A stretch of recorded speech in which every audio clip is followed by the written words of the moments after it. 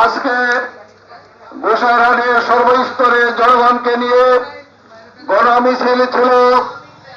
আজকে এই দিবসকে স্মরণীয় করে রাখার জন্য, কিন্তু প্রাকৃতিক দুর্যোগের কারণে আমাদের বিভিন্ন এলাকা থেকে যে সকল ভাইয়ের আসার কথা ছিল তারা আসতে পারেননি।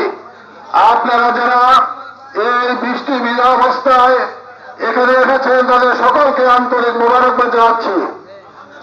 আজকের এই দিনে আমরা স্মরণ করছি আমাদের সেই সকল তরুণ যোদ্ধাদের কথা যারা 2000-এর মতো আমাদের শহীদ হয়ে তারপরে বাংলাদেশের দ্বিতীয় স্বাধীনতা উপহার দিয়েছে, এবং স্মরণ করছি সেই সকল আহতদের কথা যারা তাদের শরীরের অঙ্গ প্রত্যঙ্গ হারিয়েছে, এখনো মৃত্যুর সাথে পাঞ্জা লড়ছে।